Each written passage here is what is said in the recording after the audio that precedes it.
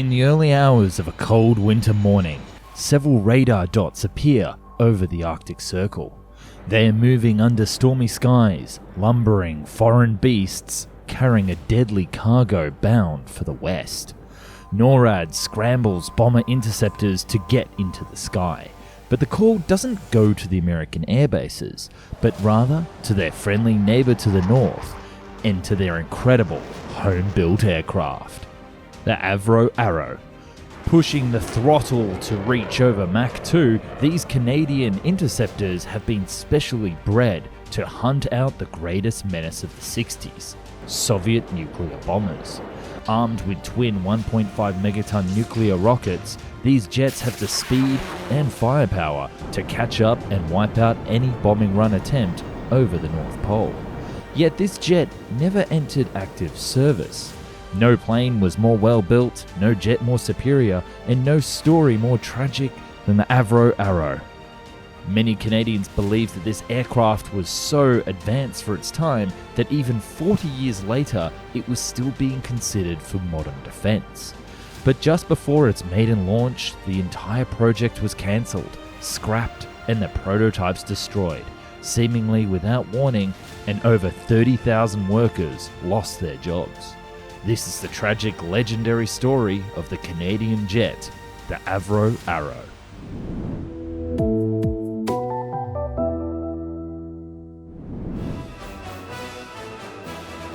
At the end of the Second World War, the West was terrified to discover that the Soviets were starting to develop a fleet of high-altitude, long-range bomber aircraft, many of which would carry nuclear weapons. These new unstoppable aircraft would be able to fly directly over the North Pole and hit targets in Western Europe and North America. Naturally, the West needed a counter-aircraft, a bomber interceptor. These planes would be small, fast, and designed to catch up to their bombers and take them out well before they entered friendly airspace. The US had several aircraft to fill this role, such as the North American F-86D Sabre, followed by the Northrop F-89 Scorpion, and eventually in the late 50s, the Convair F-106 Delta Dart. Looking at the world stage, however, you might notice a not-so-small nation lay right between the heart of capitalism and the USSR, Canada.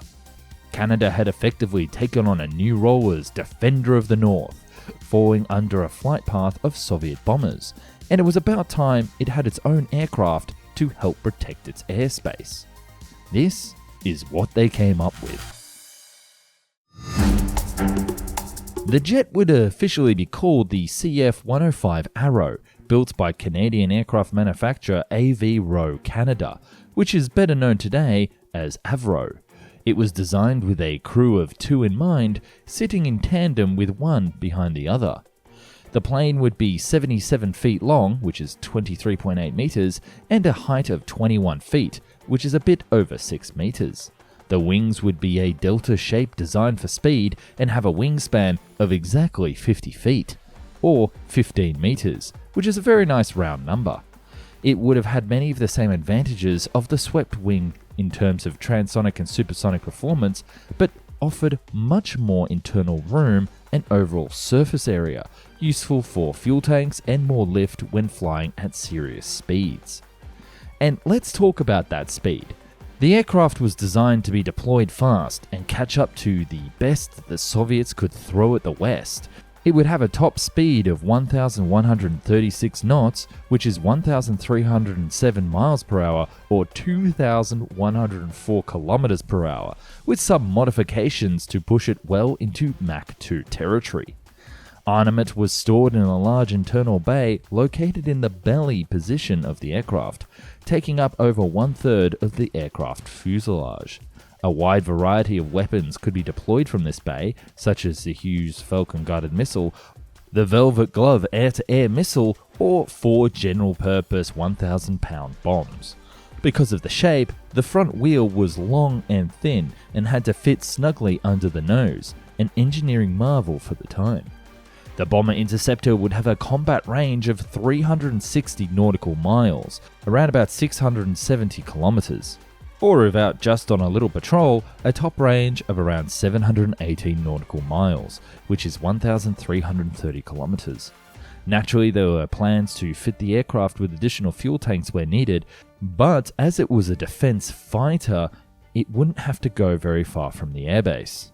It wouldn't be exactly fantastic at dogfighting with other jets or being used on air-to-surface bombing raids due to the drag and delta wings at lower speeds, but as a bomber interceptor designed to fly fast and in a straight line, it fit the bill with flying colours and was considered one of the best, if not the best, bomber interceptor ever designed.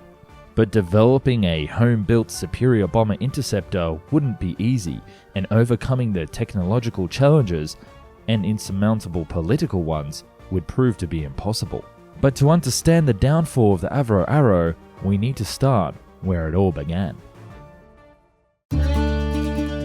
It's quite funny because our story actually begins with a completely different aircraft, the Avro CF-100 Canuck all-weather interceptor. Entering into service in 1953, the plane would go on to be a highly ordered and utilised aircraft by the Canadian Armed Forces, something that I'll cover in a future video for sure. It was built by a little company called Avro Canada that was a subsidiary of the Hawker Siddeley Group. Because the Canuck had a troubled prototype development that led to several delays, the Royal Canadian Air Force realised that they would need to start working on a successor to the Canuck even before it rolled off the production line. And this new design would need to be able to carry missiles and fly fast to match the latest jet-powered bombers of the Soviet Union, like the mysterious, perhaps even nuclear-powered M50. In 1952, a year before the Canuck took on military colours, the RCAF issued a special report highlighting the requirements for a new second-generation interceptor called the Air 7-3.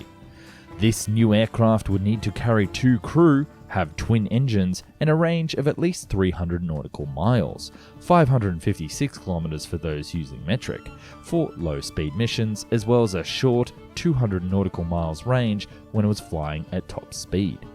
It would also be able to fly at Mach 1.5 at an altitude of 70,000 feet, and be able to turn at 2 Gs without a loss of speed. All of this within 5 minutes of taking off from a runway as short as 6,000 feet, or 1,830 meters. If these specs sound daunting, then you would be right. No such jet with that capability existed at the time. The RCAF would send out a team led by Ray Footit to find a suitable aircraft. He looked at US aircraft producers such as Boeing and Lockheed, as well as British and French design. But no existing nor planned plane filled these ambitious targets. So they turned to homegrown Avro engineering to come up with a dream machine. Originally, they proposed an improvement to the Canuck for its supersonic flight when performing a dive, but these would not cut it and would require them to start from the ground up. In May of 1953, Avro submitted the first designs of the Arrow. It was radical and included new shoulder-mounted wing design to allow rapid access to the aircraft's internals, weapons bay and engines, and a new design to be more simple and constructed separately, speeding up production. Originally, the government wanted to just proceed with a full design study for around 27 million Canadian, but when news broke that the Soviets had a breakthrough with jet bomber technology, such as the M4 Bison, as well as the hydrogen bomb armament that it carried, the Canadians changed their tune to the order of 260 million, over $2 billion today, for 5 flight-ready Avro Arrows. The race to design the jet of the future was on. To meet the rapid rollout plans of the Canadian government, as in to have the plane flying by earliest 1955, Avro Engineering planned to build the production line first, rather than hand-build prototypes. This was more risky and harder to engineer and expensive, but it would allow them to instantly roll out production models when the design was finalized. James Floyd, the vice president of engineering at Avro, noted, "It was decided to take the technical risks involved to save time on the program. I will not pretend that this philosophy of production type build from the outset did not cause a lot of us problems in engineering. However, it did achieve its objective." By 1954, wind tunnel tests had begun, with early computer simulations used in both Canada and the United States to test the flight model. They even used models of the design attached to the end of rockets launched by NASA to determine how they would fly at Mach 1.7. These tests revealed several flaws, such as changing the leading edge of the wing and adding a small dog tooth to the middle of the wing right here to control span-wise airflow at high speeds. Material science for the design was also finalized, using mostly a blend of magnesium and titanium, although the latter was only used sparingly around the engines and the fastenings as the material back then was so darn expensive, plus reserved for a different American project, the SR-71 spy plane. The consulting test pilots also complained there was a lack of control feel in the design, as the stick wasn't actually connected to any control surfaces, using fly-by-wire technology instead. Thus, the engineers created a small control box that applied hydraulic pressure back to the stick, making it move slightly when pressure was applied to the wings, giving the pilots an artificial feel, a world first. But it was around this time that the program was hit by its first major delay. Its selected engine and its backup engine were both cancelled, leaving the plane nothing more than a giant titanium paperweight. By the start of 1955, both the RB-106 engine design and the Wright J67 engine had been cancelled, leaving the team high and dry. They had to swap in for a technically unsuitable Pratt & Whitney J75 engine, which I'll get to in a minute, used in the Lockheed U-2 for the initial test models, with plans to swap them out with a homemade design when production of the real plane started. This engine was more heavy and would throw out the center of gravity of the jet, meaning the engineers had to put in actual weight into the nose of the plane, increasing the cost to operate. But this wouldn't be the only issue that would pop up. In 1956, when evaluating the full-scale mock-ups, the RCAF demanded additional changes to the design. They wanted a state-of-the-art US targeting system for a new Sparrow 2 missile, both of which hadn't even left the drawing board yet, as opposed to the existing MX-1179 targeting system for the Falcon rocket. This was a substantial and very expensive change, with Avro complaining that it would delay the program further. And wouldn't you know it, just like the engines, the US targeting system and Sparrow 2 missiles were cancelled only a year later. The Canadian government had to step in, take over the project from the US Navy's hands, and see it to completion to save face. This might have all faded into the past when the first test airframe rolled out of the hangar on October 4th, 1957 to large crowds. Well, proposed large crowds. You see, only a few of the 13,000 attendees showed up because the Russians had launched the first satellite Sputnik that very same day. Talk about bad timing. The test unit had no fire control systems, as it wasn't yet ready, and thus the weapons bay and other areas like the nose had replaced or been filled by weights to replicate the true feel of the aircraft. But this didn't stop the airframe taking off into the sky on March 25th, 1958, and in a huge sigh of relief, proved no major design flaws.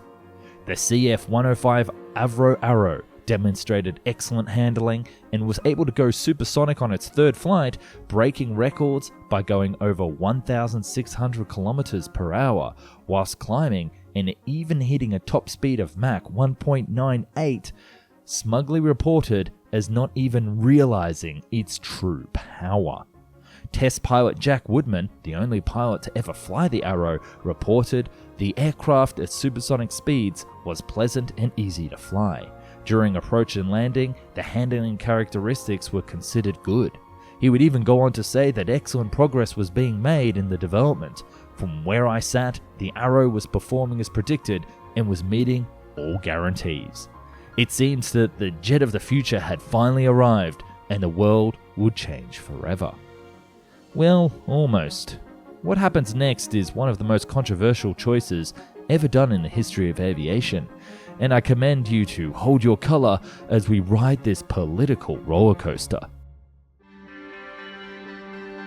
Now, the last 15 minutes I have painted a wonderful picture of unity amongst Canada's military engineers and armed forces.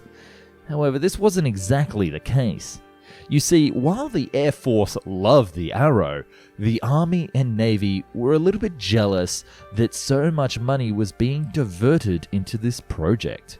The generals put political pressure on the program, petitioning it to be scrapped at the earliest opportunity. To put things into perspective, by the end of the development of the Arrow, it was taking up around about 20 to 30% of the entire military budget of Canada. There was also an argument that perhaps the focus had been in the wrong direction. The Russians had proved spaceflight was possible, and perhaps next there would be rockets heading to Canada from orbit, rather than flying over the Arctic Circle on board bombers. Terrified of a possible missile gap, the new government of Canada in 1957 signed the NORAD Treaty, a combined defense of North America with the USA. Keeping in mind its own interests in the aerospace industry, the US put pressure on Canada to discontinue the Arrow and instead allow it to access the Bomark nuclear-tipped anti-aircraft missile instead. And thus, they wouldn't need a bomber interceptor of their own, they would just blow everything out of the sky. But these new nuclear-tipped missiles wouldn't be cheap, and costing a fortune, this would mean that the government would need to choose between the Avro Arrow or the new anti-ballistic missile system from the USA, a part of its treaty with NORAD. You can kind of see where this is going. On the 11th of August 1958, the government made a move to cancel the Arrow in favour of these new missiles. The Cabinet Defence Committee of Canada refused and demanded that they wait until a major review on the 31st of March 1959 could be completed. But alas, by September, the government got their way and their order for their Arrows was stopped. The Canadian government would go on to order the Bomark missiles instead. As a stopgap, the Avro team tried to sell the Arrow to England. Initially, there was a chance that they might order up to 144 Arrows to fill in a void until their own aircraft, the F-155, could be completed. This version of the Arrow would be powered by UK engines, the Bristol Olympus 7R, and built in the UK, leading to plenty of jobs. But with the Arrow unlikely to be up and running until 1962 at this point, and the F-155 due in 1963, it did seem kinda pointless. They also tried to sell it to the French government, or at least the engines that they had developed to power it. But when media rumours circulated that the Canadian government was going to cancel the engine program, the French stopped negotiating. Avro tried to go private and sell the engines anyway themselves, but they were blocked from being considered. Lastly, the US, who had been watching the program with great interest, would go on to choose their own Convair F-106 Delta Dart that looks kind of very similar to the Arrow. With the Soviets now pressing full steam ahead into ICBM technology and the various world governments felt at the time the Arrow had passed, they all passed on the program. This would end up being the killing blow for the program, and it was officially cancelled on the 20th of February 1959. The effects of the cancellation were immediate. 14,500 Avro employees, as well as 15,000 others who depended on the business of the supply chain of the Arrow, were suddenly out of work. Apparently, the management at the time, revealed later, was caught out by this news and only found out by the newspaper of the Arrow's cancelling that very day. They were shocked and planned to win over more than just Canada's business by that March review, where the first Arrow Mk2 would have rolled out and taken to the skies to smash both world speed and altitude records. They never got a chance to change the world of aviation, only by a matter of a few weeks. In a last-ditch effort to save something, anything of their program, they insisted that the completed prototypes be donated to the Research High-Speed Flight Department of the Canadian government. The government refused, as they lacked the spare parts nor the pilots to use the aircraft if the program was shut down. They even tried to ship one aircraft to England to be used at Boscombe Down, but they didn't get permission. The government swept in, and within 2 months, all aircraft, engines, production machines, and blueprints were completely and utterly destroyed. Officially, the command was given to prevent secret materials from being leaked to the Soviets, which actually has some truth, as spying efforts were proved by the Russians many years later after the fall of the USSR. There were other rumours that the manager of Avro Canada, W.A. Curtis, flew away one of the completed prototypes and hid it deep within the Rockies somewhere. We can't prove it ever happened, but he took that secret with him to his grave, and the story became a legend. The fallout of the program was far-reaching and marked an end of an era to aerospace work in Canada. Engineers drained from the country, going to work at NASA and eventually resulting in the moon landings, and others, just like James Floyd, going to work in the United Kingdom on their own special version of a supersonic transport concept, eventually resulting in the Concorde. Back at home, the government would double down on their betrayal and order 66 McDonnell CF-101 Voodoo aircraft in 1961, only 3 years after the cancellation of the Arrow. It was such a controversial move that it led to the government coalition breaking apart only 2 years later. At the time, aviation commentator Bill Guston said, "In its planning, design, and flight test program, this fighter, in almost every way the most advanced fighters of the 1950s, was impressive and successful as any aircraft in history," and thus ended a dark chapter of aviation in not only Canada, but for the whole world. The Avro Arrow was a remarkable aircraft, and so ahead of its time that it was still even under consideration in 2012 as a rival possibility to the F-35. Had it survived this political instability, it is very likely it would have become the fighter plane of choice of England, Europe, and perhaps even beating those in the USA for a time. Avro had big plans for the design. With the kinks worked out of the Mark I version, they planned to roll out the new engines to the Mark II and be able to fly faster than anything else ever built at the time, well over Mach 2. But why stop there? They also believed that they would build a Mark III version that would be able to fly at a speed of the very same number, Mach 3, and beat even the upcoming MiG-25. It would have been able to carry more weapons and fly up to a height of 70,000 feet. From here, this aircraft would propel the Canadian aerospace industry, resulting in everything from bigger and better commercial airliners, perhaps even a decade ahead of their American equivalent, to even a Canadian space program. If the company had been left alone to continue the development process, Canada would have had a man on the moon, said Rob Cohen, CEO of the Canadian Air and Space Museum. But this future never happened, and today you can only find scraps of the design around several museums. The airframe of possibly the most advanced aircraft has long been sought after, and it's only thanks to a few people like senior draftsman Ken Barnes, who held onto the blueprints for decades, keeping them hidden in a safe, that we can finally get a detailed look at what could have been.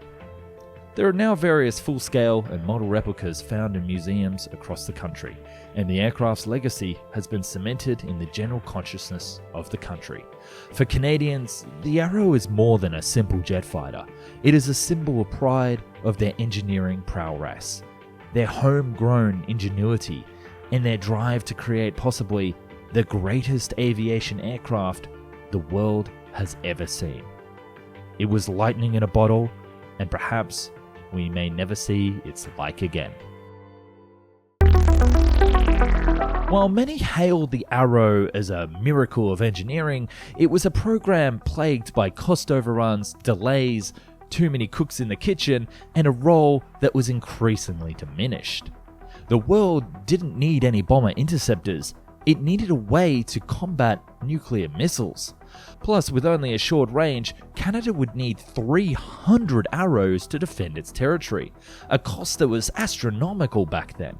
And with said costs mounting up to 20 to 30% of the entire military budget of Canada for a single plane, they made a choice that on paper made perfect sense.